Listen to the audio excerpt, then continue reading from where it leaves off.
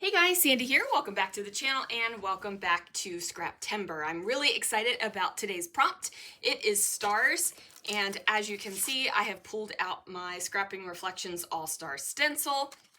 Fun fact, first stencil I ever designed and cut.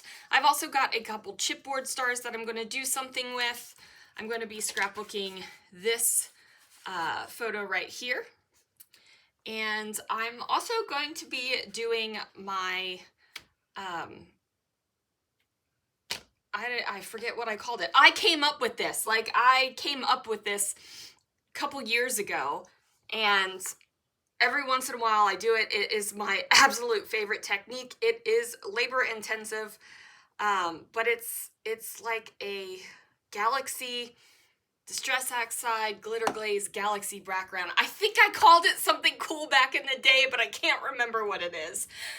But anyway, let's see what I can do. Guys, let's get this show on the road. As you can see, I have a 12 by 12 sheet of white cardstock, and I am taking my Distress Oxides and putting ink down on top of the paper. Now, I'm not worried about size, I'm not worried about shape. I am mostly concerned with getting a nice layer of ink onto the cardstock so that you can't see the white through the cardstock. Now, I also don't want you to see the white where the two colors meet up or multiple colors meet up. So I am just making sure that there aren't any white edges between, right? Like, I'm not worrying about blending it so it's a nice smooth blend. There are sharp lines, and that does not matter for what I'm going to do with the layout. Now, I do end up using a bit more colors than I originally thought I was going to use. Originally, I thought I was going to use a purple, a blue, and a green and be done with it. But I decided that I would want a little bit more color in there. So I ended up with a list of Distress Oxides. I used Villainous Potion, Broken China, Kitsch Flamingo, Prize Ribbon, Wilted Violet, Cracked Pistachio, Twisted Citron, Abandoned Coral, and Evergreen Bough. Now I'm also going to use the Black Soot Distress Oxide, which you will see later. I am using new blending foams, so in that upper right hand corner is where I keep my blending foams. I pull them off, I throw them on there, and I just grab a new blending foam whenever I am doing ink blending. Now, I didn't do it this time because a lot of those foams, the little backer piece was falling off, and I needed to replace them, right? Like they were not able to stick to the stick anymore. So I just decided I was going to start with new blending foams and put those in my holder and then get rid of the older ones in the same colors. So that is what I did. Again, as you can see, I'm just making sure that the white is covered up and not making any kind of worries about the level of blending or not blending that is happening on this layout. Now, if I didn't know what was going on, I might look at this and get some heart palpitations because it's kind of atrocious, you guys. It's definitely not the best. But it will be pretty flipping cool when it's finished. If you've been around my channel for a number of years, you have seen me do this before. And I've done it kind of in rainbow colors. So red through the purple. But this time I want it to not have as much red. I didn't want like the red and the oranges in there. I wanted this to be more like purples and blues and greens and a little nod to the pink and that kind of thing. So I successfully did that, I do believe. So now there's my little tool thing, and as you can see, some of those ink blending sponges are about to give up the ghost. I was showing you that it was Black Soot, and I am just going to go right over top of the layout. Now, I am not going to make you watch me put Black Soot Distress Oxide over top of all of this. I did grab that Post-it note because my fingers were starting to get a little inky. And I don't know if you guys feel this way, but Distress Oxides like dry out your fingers when the ink is on there for a hot second. And I don't like it. Like, I don't like that feeling. So I am using a Post-it note here. And as you can see, I inked that entire 12 by 12 sheet. There are a couple of places that I wanted to go over again, just to make sure that there was a nice even layer of black soot Distress Oxide on this bad boy. Just like I did not want any of the white to show through, I don't want any real bright areas of color to show through. And that is because with the technique I'm going to do, the background needs to be as black as possible. So I'm going to go ahead and just add some more to that. So yay, right? Like I'm feeling very yay about this layout. Yeah.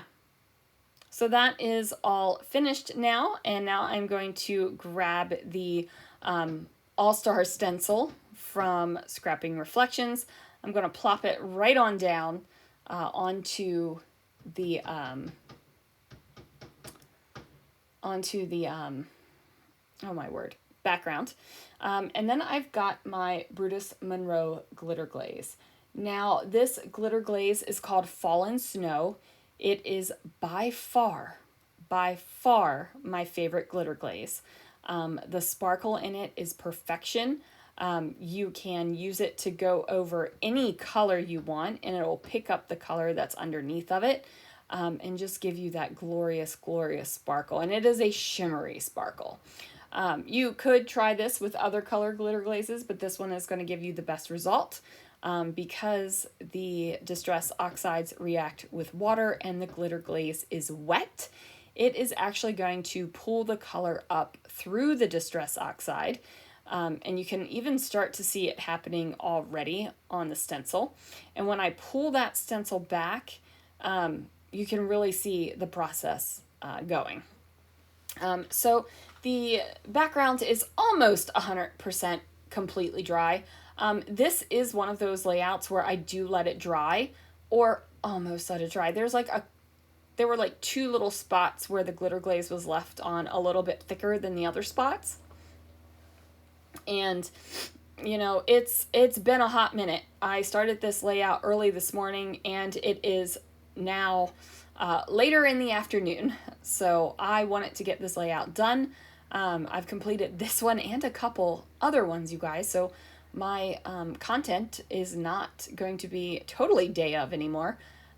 Gotta get some stuff done, right? I'm going away for a long weekend in October with some girlfriends on a little mini retreat. So I need to have that done. Plus I'm starting another class in October. Fun fact, it starts the first day that I leave for the retreat. So I'm probably going to have to take my laptop and do some schoolwork while we're there. So yay for that. And,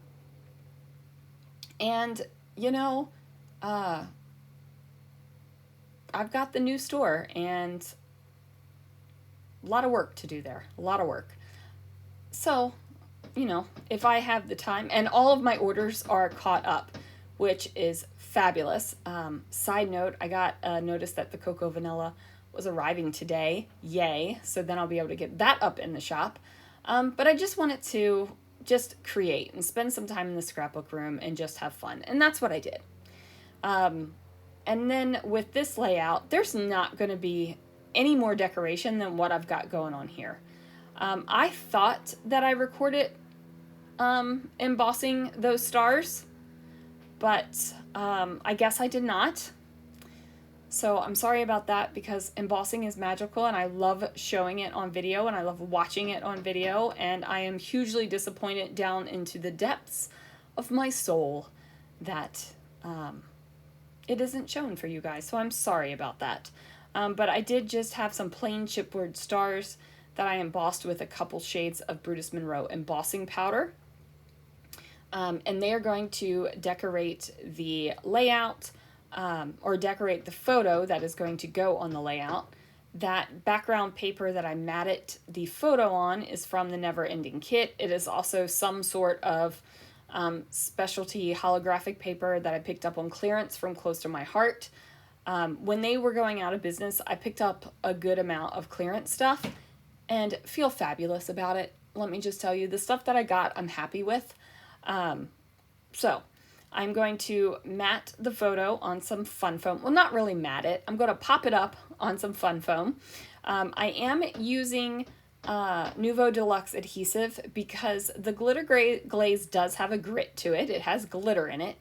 And I have found that liquid glue is the best to hold on to it. Alternatively, hot glue is really good to use on it as well. However, I am running super low on hot glue gun sticks.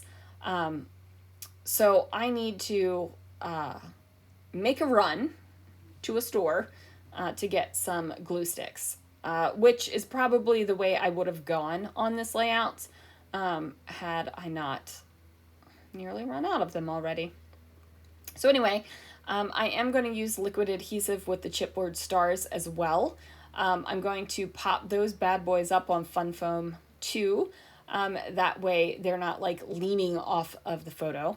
And then once I get that done, this layout is finished, you guys. I wish you could see this background in person. It is so much better than what you see in video and what you see in photos. It's just good stuff. And if you were at the very first Scrapping Reflections retreat that I held in Texas, you got to do this technique. It was one of the little things that we did. It was awesome. Truly awesome. So those people, those ladies have seen this live and in person. And if you've done this, you've seen it in live and in person and how fabulous it is. Anyway, guys, thank you so much for watching. And I will see you guys again real soon for another video.